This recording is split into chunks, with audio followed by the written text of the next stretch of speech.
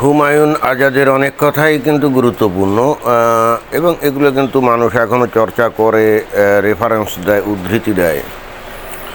তো তার মধ্যে অন্যতম একটা গুরুত্বপূর্ণ কথা ছিল, এখানে এই যে একটা ফটো কার্ডে দেখা যাচ্ছে, উনি কোনো এক সময় বলেছিলেন যে বালিকাটি বিশ্ববিদ্যালয় থেকে বেরিয়ে কোনো কাজে যায় না, ব্যবহৃত হয় কারো বিনোদন সামগ্রী রূপে এবং তাতে ধন্যবোধ করে, তার থেকে ওই নিরক্ষর বিপন্ন আবেদনহীন গার্মেন্টস কর্মী বালিকাটি অনেক প্রগতিশীল ও শ্রদ্ধেয়। কথাটা কি সঠিক নাকি বেঠিক, এটা কি বিচার বিশ্লেষণের দাবি রাখে নাকি রাখে না? আমার মনে হয় যে বাংলাদেশের প্রেক্ষাপটে এইটা বিচার বিশ্লেষণের ব্যাপক দাবি রাখে।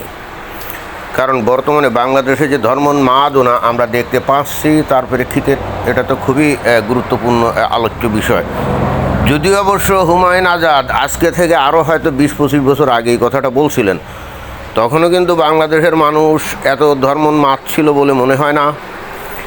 তখন কেবল শুরু হয়েছিল ধর্মোন্মাদের মাঝামাঝি পর্যায় পর্যন্ত, কিন্তু আজকের মতো এত ছিল না।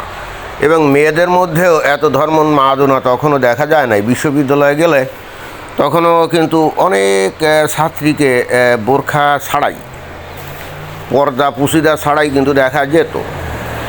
কিন্তু তখনও আস্তে আস্তে শুরু হয়েছিল বোরখা পরা, এবং সম্ভবত এই বোরখা পরা দেখে এবং একই সঙ্গে হুজুরদের কথাবার্তা শুনে, এবং একই সঙ্গে তখন কিন্তু আস্তে আস্তে শুরু হয়েছিল যে নারীরা যারা নাকি উচ্চশিক্ষা লাভ করতো, তারা কোনো চাকরি বাকরি না করে কারো সাথে বিবাহিত হয়ে সারা জীবন কাটিয়ে দিত এবং কোনো সে যে লেখাপড়া করলো, বিশ্ববিদ্যালয় থেকে একটা ডিগ্রি নিল, ব্যাচেলর অথবা মাস্টার্স ডিগ্রি নিল, এটার কিন্তু কোনো উপযোগিতা তার ছিল না। শুধুমাত্র স্বামীর মনোরঞ্জন করে জীবন কাটিয়ে দিল, বাচ্চা কাচ্চা উৎপাদন করলো, তাদের মানুষ টানুষ করলো, এরকমই, এর বাইরে আর না। তো এইগুলা তো এই হুমায়ুন আজাদের নজরে পড়ছিল, এবং সেই হেতু উনি বলছিলেন এই কথা, যে বালিকাটি বিশ্ববিদ্যালয় থেকে বেরিয়ে কোনো কাজে যায় না, ব্যবহৃত হয় কারো বিনোদন সামগ্রী রূপে এবং তাতে ধন্যবোধ করে, তার থেকে ওই নিরক্ষর বিপন্ন আবেদনহীন গার্মেন্টস কর্মী বালিকাটি অনেক প্রগতিশীল এবং শ্রদ্ধেয়।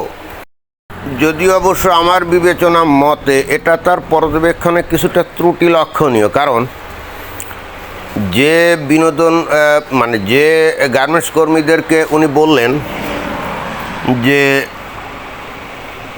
তারা অনেক প্রগতিশীল, যেহেতু তারা কাজকাম করে, সমাজের উন্নতিতে অবদান রাখে, যাদেরকে উনি বললেন, ওরা যে শখ করে কাজে যায় তা কিন্তু না।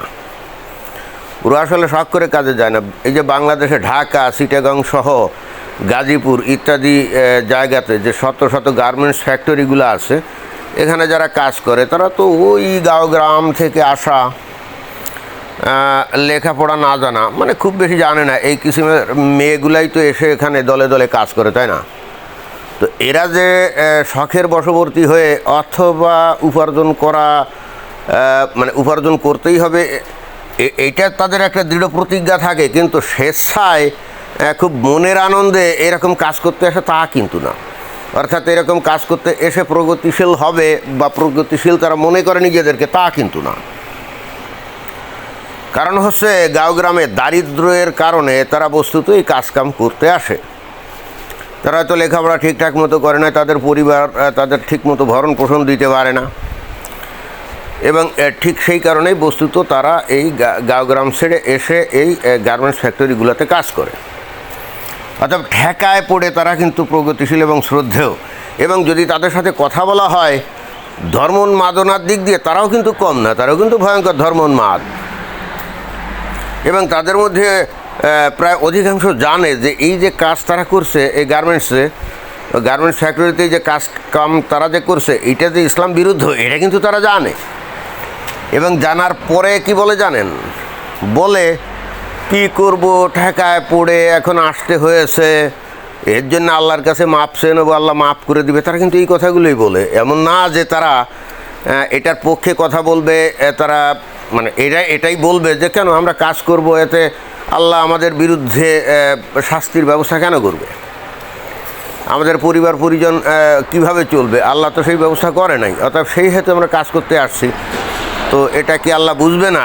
না, তারা এই যুক্তিগুলো দিবে না, তারা কিন্তু মেনেই নিবে যে নারীদের জন্ম হলো তার স্বামীর মনোরঞ্জন করা, তার স্বামীর সেবা করা এবং বাল বাচ্চা উৎপাদন করে সেগুলো মানুষ করা, ঘর দৌড় গোছানো, এইটুক, এবং ঘরের মধ্যে থাকা, পর্দা পুশিদার মধ্যে থাকা। তারা কিন্তু এটাই কিন্তু মানে এবং এটাই বিশ্বাস করে। এবং তারা যে কাজ করে মনের মধ্যে সারাক্ষণ কিন্তু একটা অপরাধ বোধ তাদের কাজ করে। অর্থাৎ সেই দিক দিয়ে হিসাব করলে হুমায়ুন আজাদ এখানে যে যথার্থ কিছু বলছেন আমার সেটা মনে হয় না।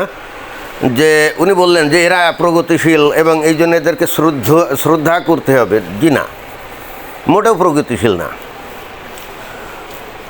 তবে ওই যারা নাকি বিশ্ববিদ্যালয় থেকে পাশ করে বেরোচ্ছে কিন্তু প্রচণ্ড রকমভাবে পর্দানশীল এবং তারা কোনো কর্মে যায় না এবং যাওয়ার চেষ্টাও করে না। এবং এদের মধ্যে ইন্টারেস্টিং ব্যাপার হলো মেডিকেল কলেজ বা বিশ্ববিদ্যালয় থেকে পাশ করা ডাক্তার অথবা ইঞ্জিনিয়ারিং কলেজ বা বিশ্ববিদ্যালয় থেকে পাশ করা ইঞ্জিনিয়ারও আছে। আমার নিজেরই পরিচিত দুই একজনের সঙ্গে সাক্ষাৎ হয়েছে যারা কিন্তু ডাক্তারি পাশ করে তারা ডাক্তারি করে নাই, তারপরে একজনের সঙ্গে বিবাহিত হয়ে ওই স্বামীর মনোরঞ্জন করে দিন কাটাচ্ছে। তো এখন এই ডাক্তারি অথবা এই ইঞ্জিনিয়ারিং এটা তো ব্যবহারিক শিক্ষা, রাইট?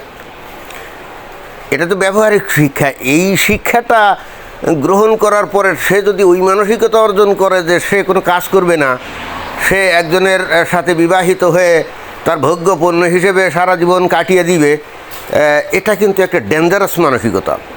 তার যদি এতই ধর্মের প্রতি আকর্ষণ থাকবে তার তো অ্যাট দ্য ফার্স্ট প্লেস তার তো ওই বিশ্ববিদ্যালয়ে ভর্তি হওয়ার তো দরকারই ছিল না, তাই না? ওই মাদ্রাসায় কিছুদিন যে ওই আরবি টারবি পড়ে তারপরে কোরআনের সূরা কেরাত কিছু শিখে জীবন কাটানো উচিত ছিল। তার তো ওই বিশ্ববিদ্যালয়ে এসে ভর্তি হয়ে একটা সিট নষ্ট করা এটা তো তার কোনো প্রয়োজনই ছিল না। কিন্তু তারপরেও এইটা পড়ে তার কারণ মানুষকে দেখাতে চায় যে সে যে পারে, পড়তে পারে, তার যে সেই মেধা আছে এটা দেখাতে চায়, কিন্তু সেই মেধার বিকাশ তারা ঘটাতে চায় না। কারণ ধর্ম তাদের এই মেধার বিকাশ ঘটানোর যে ইচ্ছা আকাঙ্ক্ষা এটাকে একেবারে পুরাই ধ্বংস করে দিয়েছে। বাংলাদেশে শুধুমাত্র মেয়ে কেন আমরা বলি, বাংলাদেশে যারা নাকি পুরুষ যারা বিশ্ববিদ্যালয়ে যায়, ইঞ্জিনিয়ারিং, মেডিকেল ইত্যাদি পড়ে, এরা যে এখন ভয়ঙ্কর ধর্মোন্মাদে পরিণত হচ্ছে, এর একটা অন্যতম কারণ হচ্ছে তারা তাদের পাঠ্য বইয়ের বাইরে কোনো দর্শনের বই, কোনো সাহিত্যের বই, কোনো কবিতার বই এগুলো কিছুই পড়ে না। এই পড়ার প্রতি বাংলাদেশের মানুষের যে ভয়ঙ্কর অনীহা, যে কারণে হচ্ছে এদের দৃষ্টিভঙ্গির কোনো উন্নতি ঘটে না। এরা হয়তো পাঠ্যপুস্তকটাও ঠিকমতো পাঠ করে না, এমনিতেও তো বাংলাদেশের ছেলেপেলেরা পড়াশুনোই করে না, কোনো রকমের নকল টকল এটা টুকলি ভাইটাই করে সার্টিফিকেটগুলো অর্জন করে এবং নিজেকে দেখায় যে সে গ্র্যাজুয়েট অথবা সে মাস্টার্স ডিগ্রি হোল্ডার এরকম। বাট তার পেটের মধ্যে কিন্তু কোনো বিদ্যা বুদ্ধি নাই, ন্যূনতম কোনো বিদ্যা বুদ্ধি নাই। সে নিজের পাঠ্যপুস্তকটাও ঠিকমতো পড়ে না, অতঃপর সে নাটক, উপন্যাস, দর্শনের বই ইত্যাদি পড়বে, কবিতার বই পড়বে, এটা তো প্রশ্নই ওঠে না।